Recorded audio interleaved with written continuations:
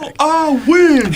But to heat us up from the cold outside, we got hot start, and it's you guys know the drill. Your hot takes, bring them to me. We're gonna start with the guy that actually was influenced by this, Mikey. Appreciate the shout out for that. I really do. But I'm going. My hot take's going to be Wisconsin's winning out in football now with a fresh play caller, Brain Locke. I think Brain Locke and company will lock in and secure the win in Nebraska and take the axe against Minnesota. I think we're going to see a Wisconsin team going bowling yet again. 7-5 end for the Wisconsin Badgers. I think so too. I think the reason I wasn't too confident with the Nebraska game until we fired our OC. Now I feel like there's a little bit of unpredictability going into that game, and obviously fresh slate. Exactly, both teams are looking to go bowling. Nebraska's 5-5, Wisconsin's 5-5. So whoever wins this game is going bowling guaranteed. I think we have quite a streak going against Nebraska too. Like they haven't beat us in like 10 years or something crazy like that. So. I like it. And maybe it's not too much a hot take then. We'll see. We'll see. If they lose one game, then it was pretty hot take. Yeah, I guess so. Yeah. All right, I like it. Good start, Bruno. I'm gonna say the Chiefs don't make it past the first round in the playoffs. Oh, that's actually, you know what? I was gonna go the anchor to make it to the AFC Championship game, but I was like, I don't think that's terribly hot. Yeah, so we're gonna go. They ain't making it past the wild card round. Oh, okay. Well, they might get a bye, but I don't know. A lot of season left. Yeah, so. a lot of question marks there, and especially with them getting handed their first loss of the season too, which I'm sure all of America was happy to see. That should have been like their fourth at least. Yeah, should have definitely been. Austin? Mine would probably end up being, I don't see the Nuggets getting anywhere above like the 7th seed. I think the Nuggets are just this year, outside Jokic obviously having a great year, they're horrible. Jamal Murray hasn't been good since the bubble. Michael Porter Jr. I mean, we all know who he is. Mr. Pass the Rock. You're lucky you didn't mention Jamal Murray on the Tuesday show. You would have been beaten in the fishbowl. Dude, he hasn't shown up. He shows up once every 5 games. Just wait for him to play the Lakers. They'll show up big time. That's the only hope is that they play the Lakers. Yeah, if they play the Lakers for the rest of the season, then he'll show up. Yeah, I was not expecting that take, Austin. Over to you, Mason. All right, my take is that Mahomes, specifically this season, is not a top 10 quarterback.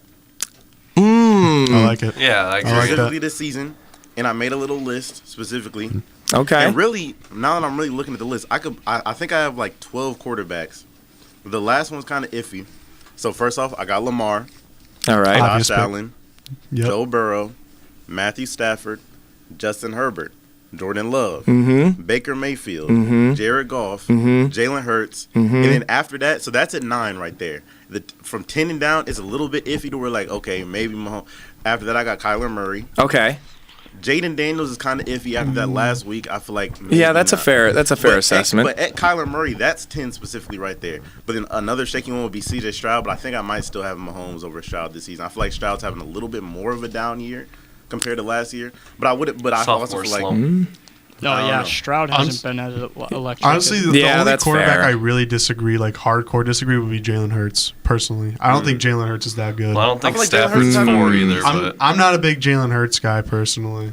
I'm not huge on Jalen. I'm not big on Jalen Hurts either, but I feel like this year specifically, he's having a better year than Mahomes. I think so. I mean, Mahomes is one of the leaders in interceptions this season, and that's not really top 10 contention. But I agree with the list overall. Now, as for my hot take, I have the Cavaliers will either miss the playoffs or be a first-round exit. I say this because they just got their first loss of the season against the Celtics, and they were, they didn't really look their best. Maybe they were dealing with some collie wobbles. I don't know. It was just not their best performance, and I think usually when teams have an undefeated start and then they get that first loss, it usually kind of ends up going downhill a little bit after that. So maybe they'll make the playoffs, but they'll be a first-round exit. That's one I'm probably more inclined to say, but I mean, the hotter take is that they'll miss it completely. Yeah, they've been pretty solid like the last couple of years, and they always kind of fall apart in the playoffs. So I could see that happening. They're still pretty strong though. I'm pretty sure Darius Garland shot like 3 for 21 or something, and it was only a 3-point game. Yeah, to the Celtics too. Which I mean, Collie wobbles. I'm telling you. Yeah, you're right. Darius Garland shot 3 for 21. Yeah, That's at some abysmal. point you that's gotta stop huge. shooting. That What is. even is that? Yeah. What percentage is that? That's brutal. That's got to be single I think digits. it's That's 14%. 14? It's really bad. That's a little bit better than I thought. I think I could shoot You're better than actually that. good. You're acting like, Put me on the court. Yeah. put me on, coach. Right, but we're gonna move right into our first real big topic of the day, which is knockout. This past week, there was actually 2 major fighting events, one for UFC, one for boxing. I'm pretty sure everybody knows about Iron Mike going against the problem child, Jake Paul. And I'm sure everybody has an opinion on that fight. So I'm really looking forward to that one, as well as the John Bones Jones fight against Stipe, where he got him in the 3rd round. And I believe that was like his first Bones. I think it was his first match in a year and a half or so. Something like that. Something like Yeah, that. it's been a while. Yeah, it's been a while, and he did not disappoint the fans. I mean, between these 2 fights, I believe John Bones delivered way better than the other one, and that one was less anticipated I by a think that's- mile. But we're going to talk about our first reactions of the fight, because I'm assuming. Actually, no, I can't say most of us have watched it, because there was like a network breakdown. Netflix? Yeah, there was like. Yeah, I Yeah, watched just more was of the not loading working. screen. I knew it was gonna. Yeah. I knew it was gonna happen because Netflix has never done like a live event. Like, because I had they just weren't prepared I had for it, I don't Peacock think. when they first got like WWE, and whenever you try to watch anything live on that, when they originally got WWE, nothing worked because Mm-hmm. everyone was tuning into WWE, so it kept buffering. It doesn't do that anymore, but. I knew that was going to happen with Netflix. It was pretty Yeah. much a guarantee. Especially with like a record-breaking number of people Yeah, I was gonna watching a say, live It event. was actually the most ever in sports history, most watched event. So Yeah. it's like Not see this 118 coming, million though? or Yeah. Like, I feel like this was pretty, like, hyped up. They should have seen this coming, but... Well, I first mean, to be yeah. hyped up, it's Mike Tyson's first official fight in what was it, like 16 years? I think something. I believe 15 so. Yeah, years? I mean, if you're not counting the one where he fought a little girl 8 years ago, but that wasn't an official fight, so technically I don't think we can count that one. I mean, he wasn't trying, but then again, he wasn't trying here either, from what I saw. yeah. So, Jesus. Mason, what were your first reactions of the fight? Well, I mean, first off, for anybody surprised Mike Tyson lost, I mean, he's like, what is he, like 58? 58, yep. So, I mean, he might have been Iron Mike Tyson years and years and years ago. Now he's and I mean, grandpa. Now he's with Copper there were a Mike. bunch The of old Iron people Russell. watching it with him. But, Copper Mike is good. yeah, he was That's out there. funny. He was looking like aluminum Mike Tyson, paper Mike Tyson, toilet paper roll Mike Tyson. Keep it going. It was horrible. It was actually. There were times like his legs looked like they were just about to give out, and then he just had heart problems earlier this year too. I'm not sure why like that fight even happened, but I mean, well, I do know why. That must Money. have made a bunch Yeah. of money. Yeah. And I mean, I feel like people were a lot more like, "Oh, it's an official fight, so Mike Tyson's gonna have to knock him out. He cares so much about it." But then in interviews, Mike Tyson was literally saying the exact opposite, and I feel like people just like haven't been keeping up with how Mike Tyson acts now. Like he talks constantly about how he doesn't want to go back to who he was when he was boxing and stuff. Yeah, definitely a So- different person. Yeah, I was trying to make as many bets as possible on Jake Paul with people that I knew. No one was taking me up on my offers because they were like, Do not wondering condone why I was betting. so confident. But man, it was horrible. It was sad to see. It was just elder abuse for like an hour. Oh my gosh, yeah, no. It it was- was- yeah. I mean, I'll be honest with you. That first 2 rounds of Mike, that got me pumped. He did look good like the first round, but boxing, people underestimate how hard it is to consistently throw hard punches. Yeah. Like, His stamina was depleting faster than he was breathing. Yeah, it was disappointing to see. You could really see the age during round 3 and 5. yeah. Austin? I think it was a genius marketing move. Oh, by huge. Both of them. Yeah. I Big like brain. if you look on Twitter or X or anything, you saw Mike Tyson in his training.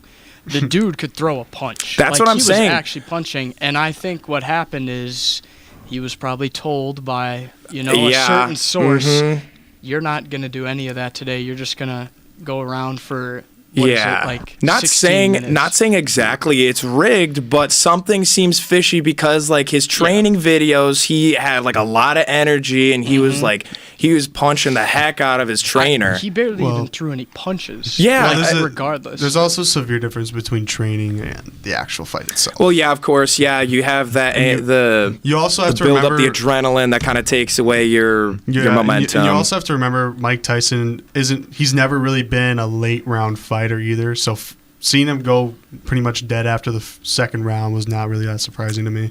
Yeah, I just loved like his signature move almost, where he kind of like did it like a duck and charge underneath.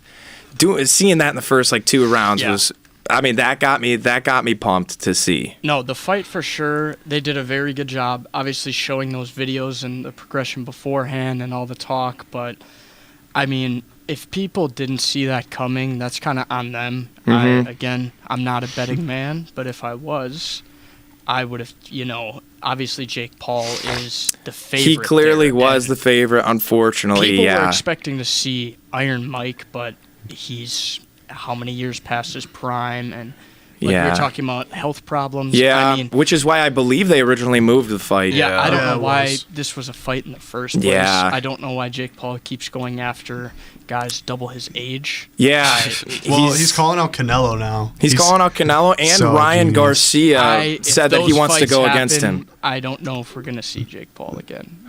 Oh, no, that'd be such a shame. No. Love that guy. His legendary run would finally come to an end. Legendary. Yeah. Bruno?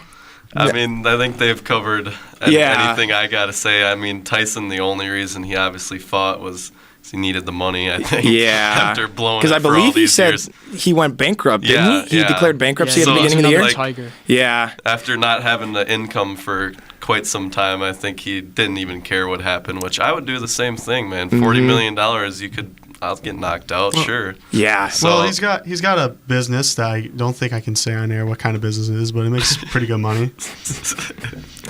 Yeah. Yeah, but that's the only reason it happened, and it drew the viewers that everybody wanted, like 118 million or something, most streamed of all time. So everybody involved made their fair share. And Yeah. I mean, it was a crazy stat that I saw while watching the fight was Tyson only landed about like 18% of his hits through like the first 5 rounds or so, and Paul attempted about 200. And actually, no, around closer to 300, and he landed 78 of those total punches and connected 31 of 179 jabs. So he was definitely more productive. Tyson didn't even break 100 punches throughout the entirety of the fight. Landed 18 of 97 and with 5 of 62 jabs. So. And yet the voting was still throughout the fight, still like close, which didn't make any sense. The scoring was 80-72, 79-73, and 79-73 once again, which is kind of a little too close considering the stats that I just laid out. So a little concerning for Paul, but I mean, what are you going to do? Mikey? Well, once again, I don't know what you guys didn't really cover, but I mean, the fight was just straight up boring, to be honest. Yeah, and it's no secret, it was really boring. Everyone hated it. Obviously, Tyson just doesn't have it in him anymore. It's unfortunate to see it. No matter what he says, and then shows his butt cheeks on camera to the world, and saying that he's gonna viciously knock a man out. The killer's gone, sadly, and it's just because of age. Yeah, and I feel like Jake Paul. I feel like a lot of reason we didn't really see Mike Tyson go down the whole fight, because I remember the announcers were, Jake Paul's knocked down everyone he's faced. There's not a soul Jake Paul is not knocked down or knocked out. And he did knock down a 58-year-old, but I feel like a lot of that is because you fight a 58-year-old. Like, if you knock out a 58-year-old, you are the horrible person that just knocked out a 58-year-old man. It was a lose-lose for Paul. Literally, Jake Paul put his career in a position where if he won, he lost, and if he lost, he lost even more. It was a lose-lose for him either way. He straight up he harmed his career more than he helped it by any means. Yeah. If he genuinely thinks he's gonna beat Canelo, He's more delusional than your average Dallas Cowboys fan. I think he just has fell in love with being the bad guy. You know, like I think he might. He even loves his name, the Problem Child. So exactly. He's huge into marketing too, so it just works. Also, his Nimrod brother saying he's going to kill Mike. Yes, I was just going to say that. Like, shut up, dude. He should not have said that. There's a reason you're no longer in boxing and you're fake fighting in WWE. Yeah, shut your mouth, go back dude. to Lunchley. Go back to your discontinued crappy Lunchables knockoff. I mean, all right, dude. There's a reason why his reputation is just depleted over the past few years for both of those brothers. But, I mean, actually, something that I wanted to say was that I would like to see Tyson go against Logan Paul, but not hold back at all, because I really do. Yes, the age does play a factor. I really do think Mike Tyson has something in him that he could unleash if he really wanted to. So I think if those two were to go at it, I think there's no question. I think it's just got to be Mike Tyson. I think it's just got to be more personal. It does. It really does. This fight, it felt like it was just two friends sharing a moment in the ring. You know what I mean? Kind of. Especially with the bowing at the end, you don't do that. I don't care if you're going against Muhammad Ali. You don't bow when the fight's not even over. That was weird. I remember the weigh-in and Mike Tyson slapped Jake Paul. Everyone thought it was like straight up. This was going to be a personal fight, but he literally just stepped on his foot, and Mike's just like, all right. It's a marketing move, man. Yeah. It gets people excited. Gets the people going. But that's who I'd like Tyson to go against. I'm going to ask you guys this as well. Who would you guys like to see Paul go against next? Nobody. In a blockbuster. Well, he's obviously going to go against somebody, unfortunately. Canelo. I hope he goes against Canelo. So you want Canelo? Canelo? All right. I think it would be comical to see him go against his brother. Yeah, that would be funny. I would watch that. And they both that'd be pretty good. They would. I thought Logan Paul couldn't box anymore because he like punched a wall or something and broke his hand. I could have sworn I saw something like that. There was something like that, but and he couldn't box anymore. I don't know. I cannot confirm nor deny if that happened because I really cannot recall. But I think something did happen where he did have to take a break. So you say his brother. I agree with that. That'd be cool. Mason? Anybody who actively boxes, who actually does it, does not retire. Within 10 years also of age. Also preferably under 30, but that ain't gonna happen. Anybody near his age, I guess, within 10 years. That too. So yeah. And I stand with the guy that actually said this on the internet, Ryan Garcia. Dude is I love him personally. I think he's a great boxer, and he actually said if Mike Tyson lost this fight, then he wants to go against Jake Paul and get some revenge for him. It's not gonna happen. I think. You don't think Jake Paul is going to go against Ryan Garcia? Jake Paul is going to be smart. I don't think he will. Take his Paul easy would be an fights idiot. That's exactly why he's just basically building his resume by his own hands at this point. I mean, there's no he's 11-1 against straight hibachi meat cooked fighters. Like it's all retired UFC fighters or boxers and Nate Robinson. Those are all his of his one wins. loss was what, Tommy Fury? Yeah, an actual. Actually, like in he his even said age that was range. that was a real hit that he felt. Like that was the one hit that he felt that actually shocked him. So you bring more fighters like that, it's going to be a whole different story for him, and the media is not going to side with him saying that he's an actual killer boxer. No, the dude went from making vines to now he went from on the Disney Channel. Yeah, I was just gonna say that. Yeah, mediocre boxer. Yeah, but that's the boxing side. Now we're gonna swing right over to the UFC side just for a little bit before we go into our next topic. John Jones, arguably one of the best current UFC fighters, took on Stipe Miocic and won in the third round. I'm going to be honest. I don't know if you guys actually got to see that fight. No. But that fight I'm broke. I don't have ESPN got me Plus. into... All right. R.I.P. Mikey. But that fight actually got me into UFC, actually. That was my first full-watched UFC fight, and that was amazing. Even the fights leading up to it, like the Chandler fight, that was spectacular. Did you watch I loved the prelims or just the main card? I watched the prelims. Oh, you watched the whole card? I did, yeah. Look at you. I watched... boy Carson. I mainly paid attention to the Oliveira and the Michael Chandler fight right before the John Jones fight. But, I mean, some of those were really good. There was a couple of ones where I was, not really impressed, but those two really stood out to me. And especially because... Oliveira won by a tap out anyhow, so it actually didn't go the full length anyhow. But for UFC, which of you guys actually got to see the fight? Because I know I saw you the did. full fight, yeah. Okay, yeah. Because I know some people were restricted and they couldn't really see the fight. But what did you think of the fight? To be honest, in my opinion, I thought it was a tad underwhelming.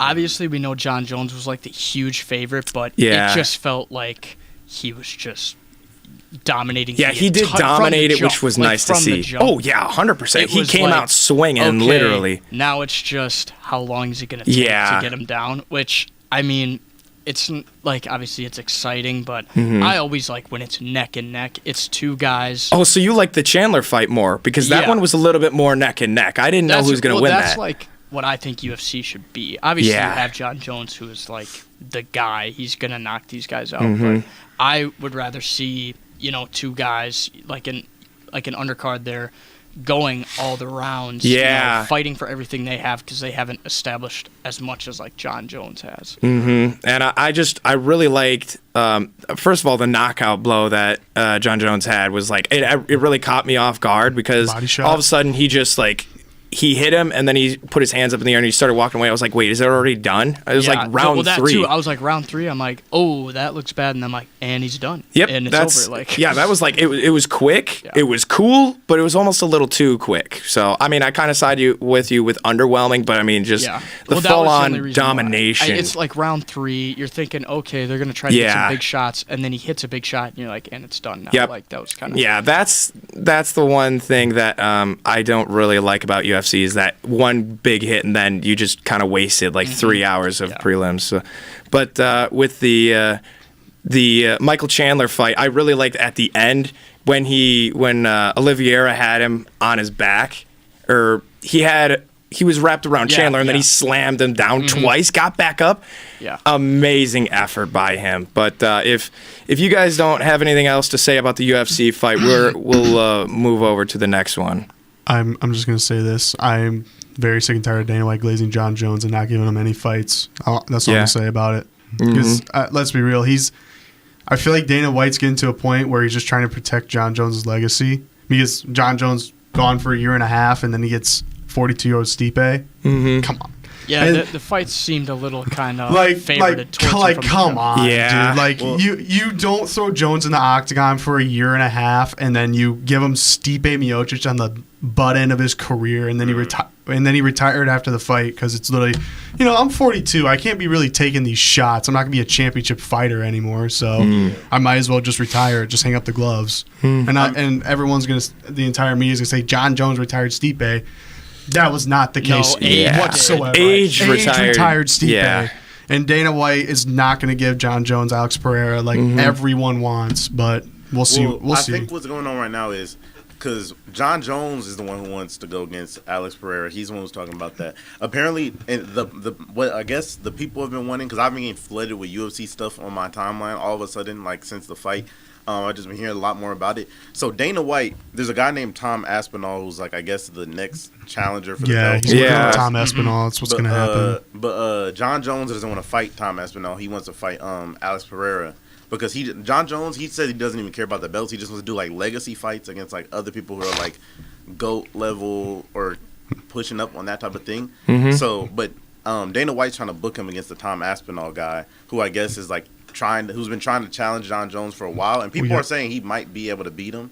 Ooh, I think they're doing more of a build-up thing. Yeah, which I can get with it. I get it, but if John Jones is going for only legacy fights, then take the belt off. That's all I'm gonna say. Because if you're gonna be champion, you have to defend the belt. You can't just be like, I want Alex Pereira. You can't do that. I feel like he was saying he would vacate the belt to go try. He would. Then I was gonna say, yeah. Okay, if he's gonna say if he just wants legacy fights, then I would say just Dana White's trying to stretch this out. Vacate the belt. Well, yeah, he stretches out every fight with John Jones. Literally, you go up to Dana White and you're like, who's the best pound for pound fighter? John Bones Jones. I mean, is he wrong in saying it though? I mean, I'm not gonna based on say he's what I know, wrong, but it's just like, come on, dude. But Like, it's also weird. It would be like if like the NBA commissioner was just like glazing up LeBron all the time. Oh, and stuff yeah. Like that. It's like Tony Romo and Mahomes. Yes, Yeah. yes. Or Collinsworth and Mahomes, yes. Oh, yeah. I'll never understand that. He won't even be in the game and they'll still glaze him. I don't Look, get a it. little Mahomey. Yeah, I just. I think it was funny when Tony Romo said that same thing and he caught himself halfway through. Yeah, He's like, he was like, oh, yeah, regret, Dude, yeah. end of the That's Bills gonna be game, all no over one- Twitter. the Yeah. end of the Bills game, no one can come back from this, right? They're taking a knee. No one Yeah, can they're come taking back. victory position. Like, I don't know. all right, But- Tony, I Not have an over idea. until it hits 0. yeah, with that was Mahomes. just ridiculous. Tony, I have an idea. You can shut your mouth. Yeah. Please take that headset off and go home. All Please. right. Well, we're gonna move from UFC and fighting over to a different type of swinging. Superstar Swingers is our next topic, and this is because the match Superstars takes place tomorrow, and it's the 10th edition of the Made for TV event, which will feature superstars from sports and TV like Bill Murray, Wayne Gretzky, Ken Griffey Jr., and a couple others in the form of golf, pro golf, and I just want to hear your guys' thoughts on it, as well as if you guys want to see other types of celebrity-induced sports. Because I know there's a couple. I know the NBA has one that they do, and Yeah, the I saw MLB that. has one. But I want your thoughts on if the NHL did one or if the NFL did one, as well as the event itself. So we're gonna start over with Mikey. What do you think? I don't think the NHL could really do one. I mean, they can maybe do like a floor hockey one, maybe. No, but I want to see it. I want to see. I want to see Like- Shaq on Yeah, skates. that's what I'm That's the saying. Like problem, that would be the best how sport to many, try. how many celebrities can skate? That's the Yeah. problem. Like we don't. Know, I don't know if any of these celebrities can skate. Let alone then they have to make sure they are not like killing each other. And you put Shaq on skates. I'm not going out there. No celebrities Yeah, being going allowed out to there. hit each other, it's over. Like as soon as Shaq hits someone, they're just gonna die. Like it's not even fair. But I think the NFL should do like a celebrity flag football game. Yeah, I agree with that. I think that would be very fun to watch. I mean, as we already know, MLB does the celebrity softball. Mm-hmm. Basketball has the celebrity basketball game that has like the cool little ruffles, like 4-pointer thing. I think do they still do that? I think I, so. I Yeah. think they still Yeah, do they that. do. But I think a flag football game would be fun to watch. Maybe even see if one of them can kick a football. Just have Yeah. extra points Yeah, in there. they See could do what it happens. like a skills challenge type thing. That'd be kinda like how cool. the Pro Bowl does it. Yeah, that'd be. Yeah, the Pro Bowl games. Yeah, Pro those Bowl's a are going joke. down. Yeah, What a they decline that's it has taken. that huge decline. I feel yeah. like the problem is with some of these other sports, specifically like with basketball, and I think also football could have the same problem as well. Well, like you guys said with hockey, I'm not sure who's going to be able to get out there on skates, let alone be able to play hockey at the same time. But I mean, it might just be fun to see people skate. But I feel like the problem, and I'm not sure if baseball has the same problem, so that's why I'm not going to mention it. But I know for the NBA specifically, from what I've been seeing, the problem is that the celebrities are becoming a little bit too good at basketball. To where it's like they're having like Micah Parsons was out there last time and he was just kind of ball hogging and They're throwing other athletes he out was there. playing like he was trying Him to get and a 10-day DK, yeah. contract versus like I feel like celebrity games should be a lot more fun, and that's what I was gonna mention with like this with this golf one. I feel like golf is a good one for celebrity games because Yeah, like, almost I think so. anybody, well, Any first off, age. Bill, too. Bill, Yeah. Bill Murray's gonna cook though. I'm Yeah, telling you. especially with. I watched that Yeah. man in Space Jam. All right, that man's gonna cook. All right. but like I feel like you can get a better mix of people like that. No one is gonna have such an upper hand on the other ones to where like it seems crazy. Now I am interested to see what Charles Barkley could actually do. I've heard him talk about golf before, but I feel like he's gonna be horrible. Oh, But I mean, bare minimum, that's. though, Charles Barkley. Hello, Charles Barkley. He's usually the entertainment factor though, so I'm sure there's gonna be a bunch of funny moments, good trash talk, all those type of things. Oh yeah, the trash talk's gonna be amazing. I know he was commentating the one I think with like Mahomes and stuff like last year. I know. If I'm not I know he had one with mistaken. Tiger. I think it was like Tiger, Brady, Aaron was it Aaron Rodgers? Yep. Aaron Rodgers and I can't remember who the other golfer Yeah, was. I know think it was exactly who you're Rory thinking of. But McIlroy, or Phil Mickelson. I don't remember. It was one of those It two. might have been Phil Mickelson. I think it was Phil Mickelson. Hmm. Pretty sure. I think it was like Mickelson and Rodgers versus Brady and Woods. Yeah, but I'm every pretty time I sure. hear about them, they seem like a good time where people are they're out there having fun.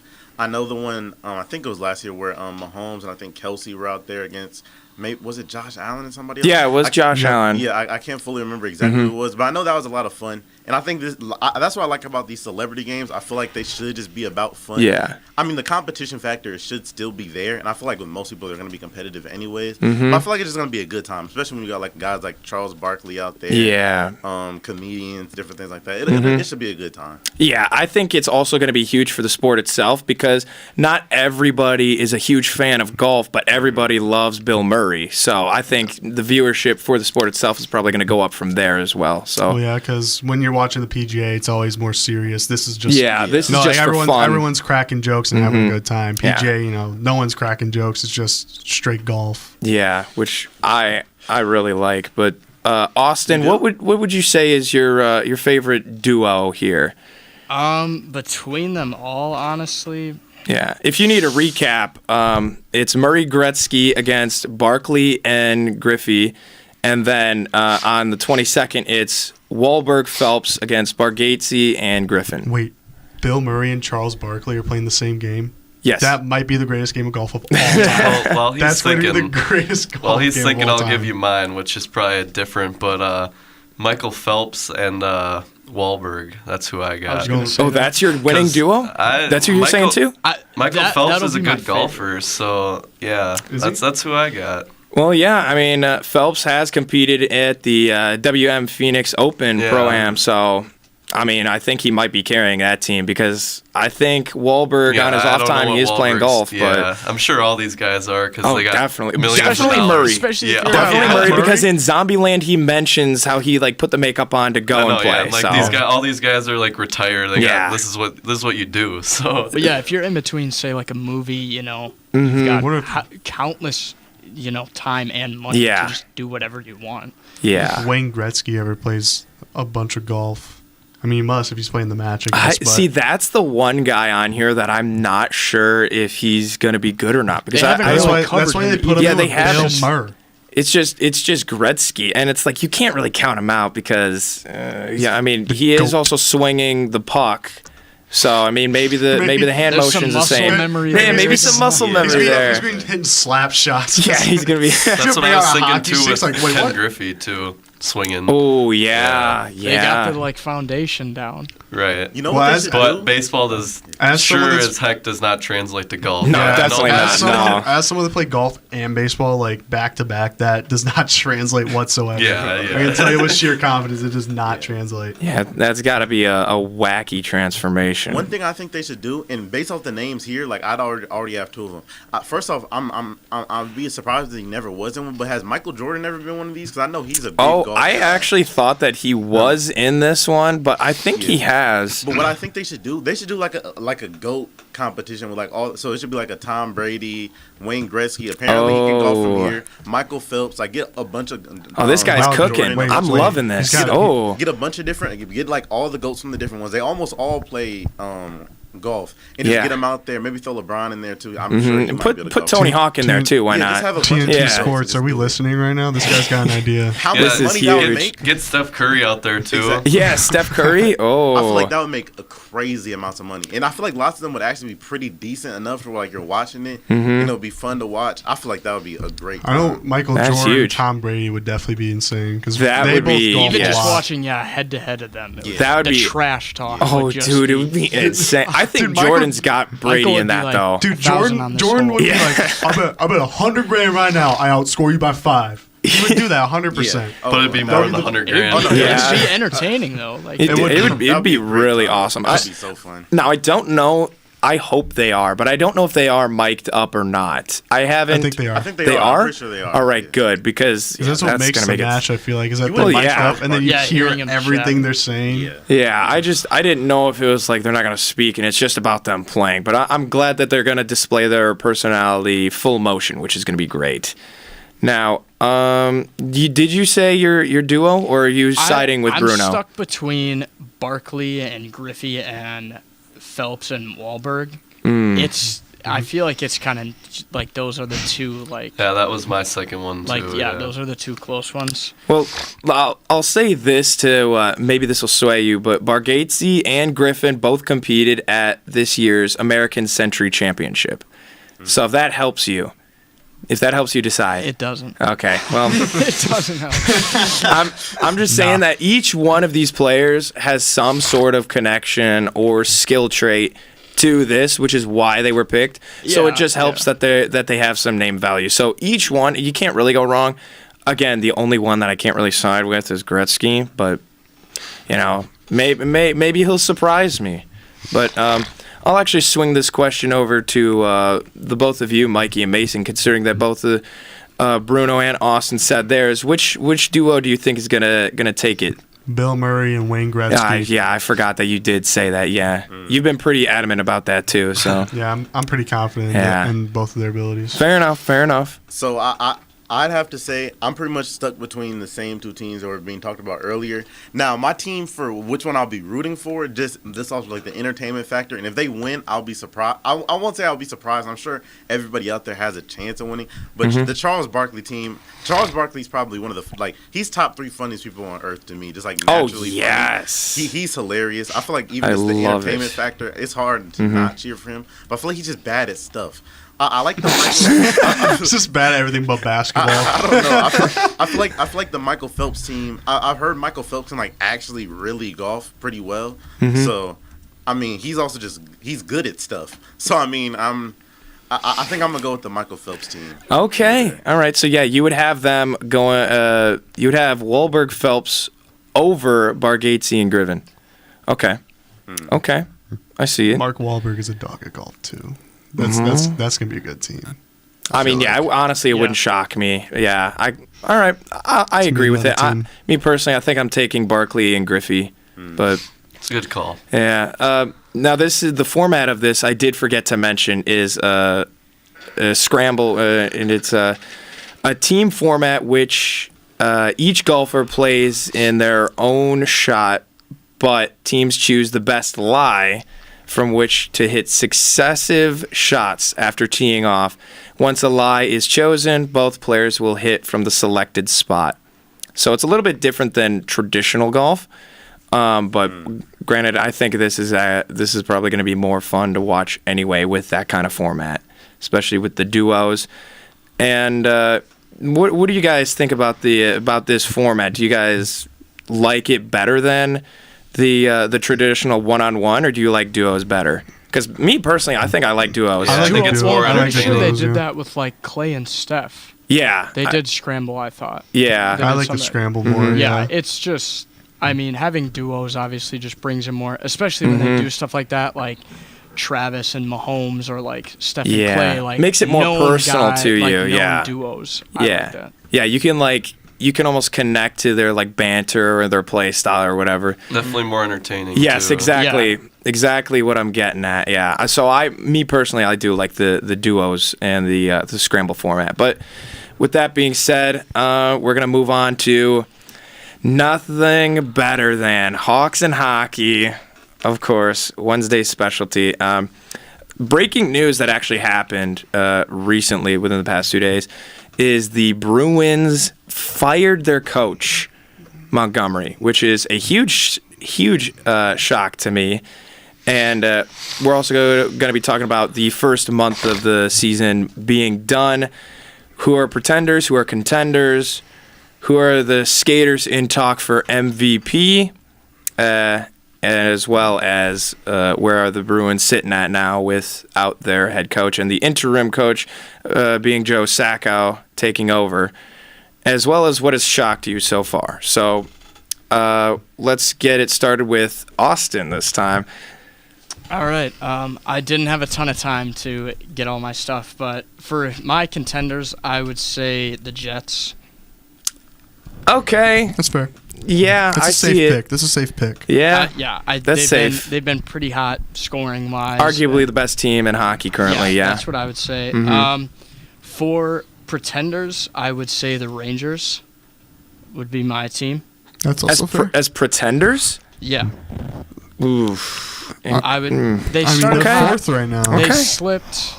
They are fourth, but they haven't had a lot of people that can pile up points on their team, and it's kind of been they're just kind of getting by, which I don't know. They're also doing in a tough fine right division, now. but yeah. I would just That's true. I don't know how far down the season they're going to be able to keep this Right, yeah. Understandable. I mean, they are on a 3-win streak, and they do have a differential of 20, but, anything can happen. Yeah, this has they've only picked been it up again, but yeah. they just seem really up and down. inconsistent. Yeah. I can see where you're getting at. I slightly disagree because I feel like that, considering they made a deep run last year and for a good chunk of October they were rated the best team in the NHL, it's going to be a little bit harder to change my mind, but like we said, it's a long season. Anything can happen, and pretty early. It could. Yeah, they It's only could the first be month. pretenders. Yeah, Only first. it about is only the 20 first games. month. Yeah, so that's your pretender and your contender. Yeah. Do you have a MVP so far?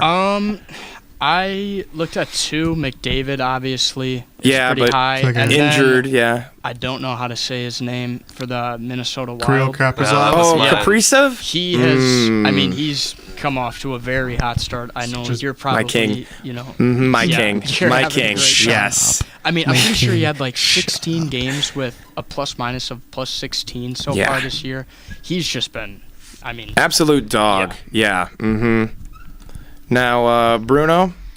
All right, so I was gonna say the Kaprizov as my MVP, and the Ooh, surprising start I would have to say the Wild with tied for second with most points in the league at 27. So they're off to quite a start, better than last year so far, but there's so much time left. So then I said as of right now Kaprizov has got to be my favorite for MVP, especially since his team's doing pretty hot right now. And pretenders, I'm gonna flip the script and go the Jets. Oh, I like it. Another one I'd say Capitals too. Yes. Yeah, we're gonna pound for that because that is right on the money of what I'm Yeah, thinking. they're second, but I don't know. Past couple of years they haven't really been what the prime Capitals were when Ovi was in his prime, and he is hurt right now. Yep, he's on IR right now, and I think that maybe we're thinking the same thing here, but I think that they are pretenders because of Ovechkin. Now that he's gone, I think that this team is really going to show how they really Just play. fall apart. Yeah, I think that they're going to fall apart without him because I feel like he really was the anchor for that team. Yeah, and I would agree, and we'll start to see that soon because he just got hurt. But they were also not only pretender, but I'd say the biggest surprise to start the year as well. And then I had disappointing teams too, and obviously the Bruins. I don't know why they fired their coach though, because like 2 years ago they set the record. Exactly, for most the record-setting Well, I think- season. And then Yes. last year they had a solid year. They just fell apart in the playoffs both years. And then the other team would be the Avs, I'd say. So Ooh, as disappointing. Disappointing. I think a lot of compared to their reasons. standard. I think a lot of I reason that agree. they did fire their coach though is because obviously they had that record-breaking season, but they just Didn't couldn't do get anything, Couldn't get yeah. it done in the playoffs, and then this year they're negative 21 point differential, and they're under 500 when it comes to in terms of record.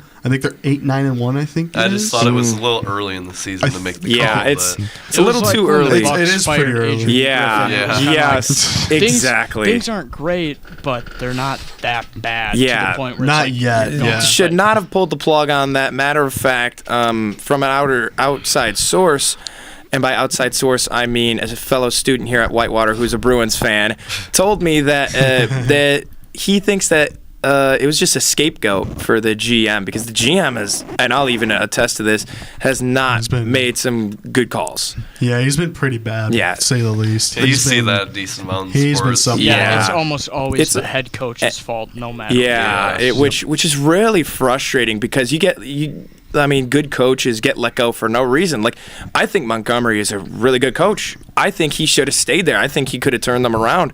But, just an example of how the GM is not great is one is the contracts. At the beginning of the season, or actually, no, before the season even started with Swayman, That took that was first of all, it took forever. Second of Took all, he so took long. less money, I believe. He got offered like a massive contract and then denied it, which was weird. And then Elias Lindholm, who's been underwhelming to say the least and hasn't scored a point as of recent. was signed to a 7-year, $54.25 million contract. And then there's a couple other players in there too. But that's why I think it's a scapegoat. I think the GM is the big problem. Blame him, not me. Real. Now, Mikey. I'm gonna start out with my contender. I'm going with the Carolina Hurricanes. They've won one less game than Washington, one less point, and negative or plus 26 point differential. But I just think the Hurricanes could get it done when it comes in terms of the playoffs. I think that they can make a deep run. Going into the pretender, I'm going the Dallas Stars. I'm going with a pretty obvious one. They were so hyped up going into the year. Everyone was saying that this is a team that can make the Stanley Cup, and they've been subpar, to say the least. I mean, really, their only wins this year have been against bottom feeders, except for the Wild. The Wild win was that was a good win, but they only won by 1. They haven't really had a meaningful win that makes me say, okay, this team can go on a deep run. Another pretender as a Blackhawks fan is the Minnesota Wild. They always will be a pretender. No. Disagree. Any team that loses to the Chicago Blackhawks is an absolute pretender. So, yeah, I'm going to go with the Wild as another pretender as a Blackhawks fan. Yeah, there's no shot. Even with the MVP, Kirill Kaprizov, he's MVP. I'm not even going to try to deny it. As much as it pains my heart to admit this, he deserves the Hart, for sure. He deserves a Hart Memorial. You saved the take. I almost didn't agree with you, but I'm like 50% with you there, and I'm not gonna take the rage bait. That was just the Blackhawks fans. That was the biased Blackhawks fan take the Wild pretender. Oh, okay. I thought you were actually being statistical, and I was like, that is a hot take. But Mason. For my contender, he said the same one I was going to say. The Carolina Hurricanes, I'm liking what I'm seeing from them. Plus 27 point differential, that's pretty good. Yes. 13-4, they're off to a pretty good start. I haven't heard of anything or seen anything from the bit of research that I did that would show any signs of them slowing down to any real rate. So I feel like they could be in that race. And then I got to go for pretenders. I'm going to go with the Washington Capitals. I mean, with, like you guys said earlier, we're being a dead horse with it somewhat, but with Ovechkin injured, I feel like that's going to show a lot more. I feel like it could either show that they really are contenders or really are pretenders with their best player out. And I'm not sure how long being put on IR keeps you out in the NHL. It varies depending on the injury. Like McDavid was put on IR and he was out for about 4 weeks. Okay. 4 to 6 weeks, he said. Yeah, it just depends on the injury, really. At the very least, it means it's going to be a decent little stretch that they're going to have to go without one of their better players on the team. So that's really going to show what we should be expecting from them. So I'm going to go with them as pretenders for now because we're going to have to see how they do. I agree. Honestly, two of your picks, I have. So I agree with the Caps, and I agree with Carolina. I mean, they're just an offensive monster right now. When healthy and at full strength, of course. I mean, because there's a couple of times where if they're just a little bit off their center, then they're just going to plummet a little bit. I mean, it happened in the playoffs a couple of years ago. So if they stay healthy, I could see them going far once again. Vegas, I believe they are pretenders. The Vegas Golden Knights, they've been really underwhelming. I mean, they lead the Pacific right now by 1 game, though, and have been sloppy, injury-prone with Stone and a few others, and they just haven't been able to produce the way that they, typically would, especially from a team that won the Cup a few years ago.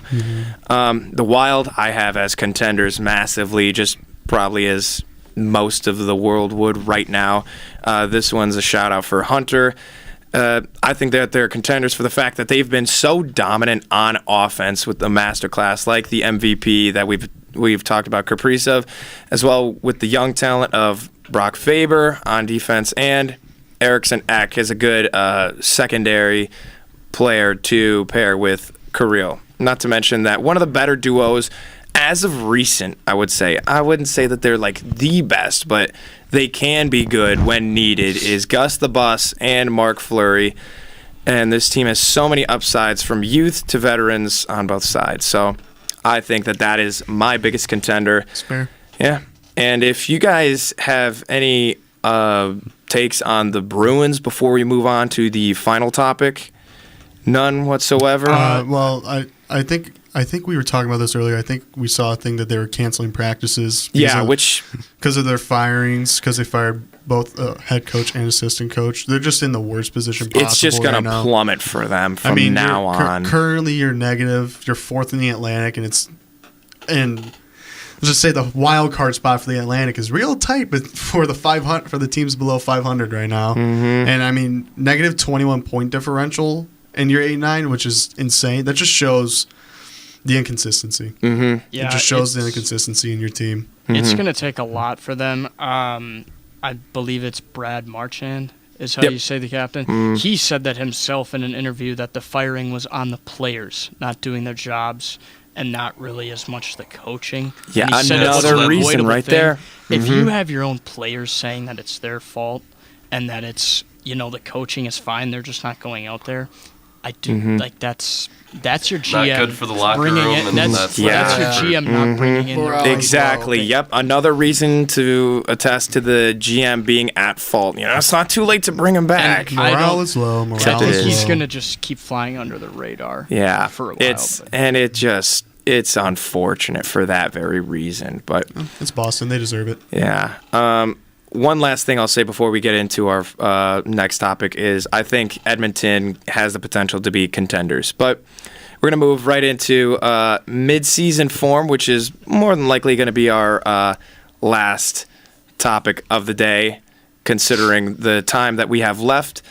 And we're just going to give our little synopsis of O-Roy, D-Roy, D-Poi, O-Poi, Coach of the Year, and MVP. So, Bruno, if you want to kick us off. You want me to give all of them, or? You can do all or just a few. It's up to you. Okay. For offensive rookie of the year, it's changed for me from Jaden Daniels to Bo Nix. I told you. I knew somebody was going to say it. So I like it. He's getting hot at the right time. Like last game, he was unbelievable. And Daniels is he's not bad, but he's coming back down to earth a little bit more. So I think if Bo peaks at the right time, which he is, and Daniels stays steady, then it's going to be Bo Nix. And it should be Bo Nix, and I want it to be Bo Nix. Yeah. Defensive Rookie of the Year, I think this one, it wasn't too difficult for me, but Jared Verse of the Rams. That sucks to hear. Especially, he's peaking at the right time as well. Sucks to hear. He's got 4.5 sacks. It's a Ram. 4.5 sacks on the year, and 3.5 of those are in his last 5 games. So he's peaking at the right time. Defensive Player of the Year, obviously I did have Hutchinson. He was well on his way to shattering the sack record and Shaq record. Yeah, then he shattered his leg. Yeah. And then he shattered his leg. So now I got to go with the GOAT TJ Watt. Okay. Leading the league in forced fumbles with 4. 7.5 sacks is pretty up there as well. And I don't know, it's TJ Watt. He's going to be a contender every year. So I got him. Offensive Player of the Year. I like Saquon Barkley just because running backs don't win MVPs. So I'd like to see him win Same some thing award. with last year, too, with CMC. And then coach, I mean, Dan Campbell would be the obvious choice. But depending on how the Vikings finish, I got to give it to Kevin O'Connell. Ooh, with his That's roster, a change-up. with his roster, a lot worse. Like, Lions are the most complete team in the NFL, and I don't know, the Vikings just... Their roster doesn't impress me much, and what they're doing is impressive so far. But they got to finish it out for O'Connell, too. And then MVP, I did see that Josh Allen's the new favorite, actually. But just as of recent, but he I gotta is. go to Lamar got bumped down. It better be Lamar. There's no doubt dumb. in my This, mind. yeah. It's because I think he beat it's an Josh. undefeated team. You think it's Josh? I think it's Josh. Ooh, man. I like Lamar. He has Should've been way less Been weapons, your hot start. and he's doing Yeah. better. No, he's not. The question that his I team is. always Dude, he's bring, got his Amari team. Cooper. Well, the question that I always bring to the MVP talk is if you take away that player from the team, will they still succeed? And neither of I those think- teams know. I think it makes sense for both. Yeah. If you take Lamar away from that offense, I mean, yeah, they still have Derrick Henry, but I don't think that they're going to be as great. Yeah, but the Titans were. The Titans were just fine with it. difference between the AFC South and the AFC North, though. We're talking about one of the The most AFC competitive. North is, it's Yeah. one of the That's most true. competitive It's- divisions in football versus the AFC South. I feel like Lamar has to do more things that only Lamar can do versus Josh. And I mean, it's a really like it's neck and neck. I feel like they both carry their team a lot and both can do things that each other can only do. But this season specifically, Lamar, I mean, he's had a perfect game this season. He's been playing as consistently one of the highest rated quarterbacks in every single game. He's been going crazy. And I just feel like it's got to be him to me. Yeah. I do have nothing but respect for Josh Allen. Yeah. But I feel like, in a way, it's a little bit of that Mahomes glaze of just the fact that, like, oh, he just beat Mahomes. So now it's got to, like, oh, now he just beat the undefeated guy. It's got to be him now. But no disrespect to Josh Allen. I feel like that's 1A and 1B in the NFL to me right now. But it's got to still be Lamar to me personally. Yeah, it might be similar to the 2019 MVP race where it was really between Russell Wilson and Lamar. This year it might be Josh Allen and Lamar, which, I mean, I'm all for that because they're both playing really good. I just think, like you were saying, you take the MVP, the most valuable player. Like, if that's Josh the most Allen important is thing. not on that team, they're not even above 500 or 500. I don't think the Ravens are either. Yeah, I don't think the Ravens would be. I just think they would have a better close. shot. I agree with you. They do have a better shot. Derrick Henry is the sole piece. If he's not on that team either, then it's easily Lamar. Josh, but Lamar. Sorry, but yeah. I think that's the question you have to ask every time when you go about MVP. But since we're on you, Austin, did you just want to give your O'Roy, D-Roy, and such real quick? Again, between Saquon and Derrick Henry, it's really close. I would probably take Derrick Henry over. A kind of dark horse, I do like Jamar Chase. He's having an insane year, but the Bengals just can't get it They're together. the best, worst team I've ever seen. But you can flip-flop either one. For defensive player, I'll say TJ Watt. He finally needs to get one. Like, he deserves that. I do like a dark horse of Dexter Lawrence. He's had a quietly pretty disruptive year, but one of the best tackles in the league right now. And then for offensive rookie, Bo Nix did torch my team. He embarrassed us, but I still think Jaden Daniels is going to pull it in the long run. I do also like Brock Bowers. He has been having for a tight end. He has been putting up. I think he had 10 catches for 126 yards and a touchdown last game. I mean, for a tight end, especially in this season, not very easy to do, but I'll take Jaden Daniels. And then for my defensive rookie, I would probably say Jared Verse. I feel like that one's pretty... The gap is pretty... Wow. Yeah, it's pretty long pretty with big that. for a defensive rookie, but that's what I would take. Okay. And I would take Dan Campbell. I feel like everyone in the league would want to play probably, for him. Yeah. It makes sense. It makes sense to go Dan Campbell, either Dan Campbell or Andy Reid. But Mason, your picks real quick here. I mean, we're running out of time, so he has all my exact same picks. So I'm just gonna say retweet. Okay. I love that, Mason. All right, Mikey, real quick here. Offensive rookie of the year, I go Brock Bowers. Second in the league in receptions, 10th in the NFL in yards as a rookie. He's insane. He's been the best tight end all year. Jared Verse for defensive rookie of the year. That's an obvious one. Trey Hendrickson for defensive player of the year. There you go. I know the Bengals defense has sucked, but Trey Hendrickson has stood out. He's been incredible. He's first in the league in sacks, and he's tied second in the NFL for TFLs with 12, so I'm putting him up there. Derrick Henry for offensive player of the year. He's pretty much dominating at running back. Coach of the year, John Harbaugh. Oh, I forgot about that. John Harbaugh. The reason I say that is because because everything. The Chargers were supposed to be a bottom feeder, and he's flipped the script. They're 7-4. They were bottom last year. Probably gonna make the playoffs. And MVP Lamar Jackson. Okay, you know what? I actually agree with most of those picks. A few weeks ago, I kind of would have said Nico Collins for